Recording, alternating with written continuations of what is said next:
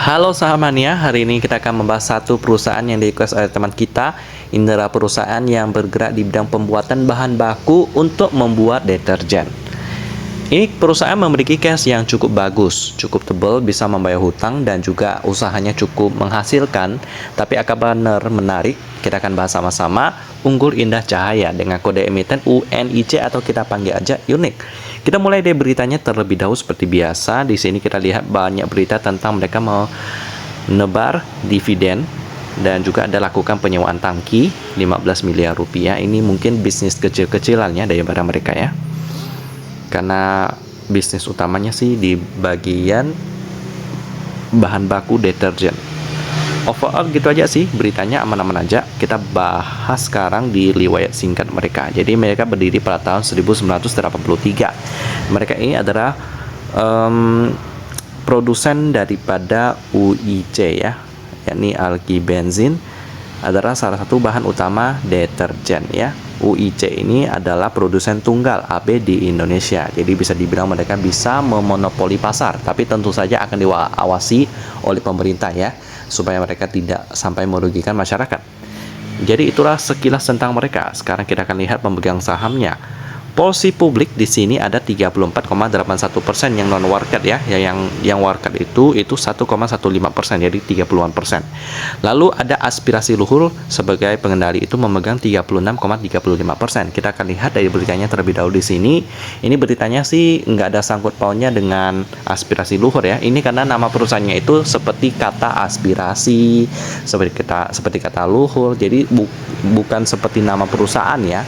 Jadi agak susah ketemu beritanya, cuma dua ini. Jadi kita skip ke bagian laporan keuangannya yang baru update sampai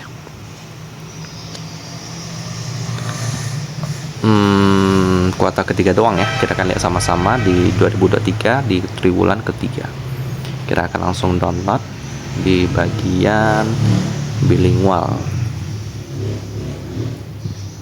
Mari kita lihat dari cashnya terlebih dahulu. Ini cashnya bagus ya. Cashnya itu 81 juta di sini. Untuk hutang jangka pendek itu 36 juta. Jadi cashnya masih 2 kali lipat lebih gede. Bagus. Lalu untuk usahanya di sini sih marginnya agak tipis ya.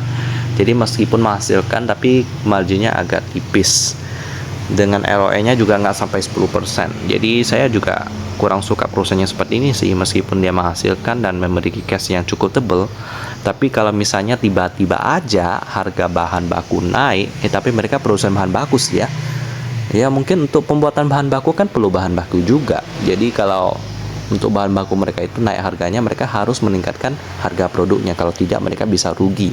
Jadi itulah kenapa saya tidak suka perusahaan yang memiliki margin yang cukup tipis ya. Coba kita lihat di sini pendapatan dikurangi beban, dapat laba bruto, dikurangi lagi beban, dapat laba usaha dikurangi lagi dan ditambah dapat laba sebelum pajak penghasilan. Jadi masih menghasilkan. Jadi untuk PR-nya masih bagus ya, 10 kali ke bawah, cuman marginnya agak tipis. Sekarang kita lihat pendapatannya datang dari mana. Kita akan search pendapatan di sini.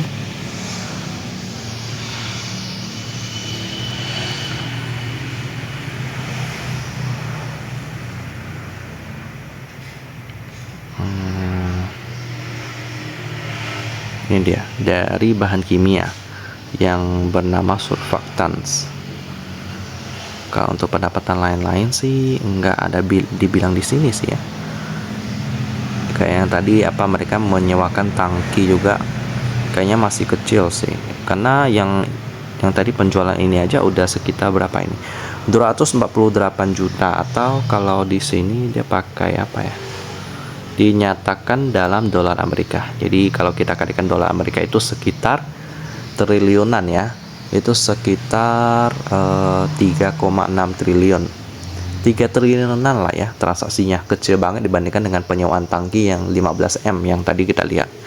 Oke, jadi itulah sekilas tentang unik teman-teman. Kalau ditanya apakah menarik, masih belum sempurna ya. Jadi saya belum masukkan ke dalam watchlist saya. Untuk yang standar pun masih belum masuk, karena yang kekurangannya di sini unik ini adalah di bagian marginnya yang masih tipis.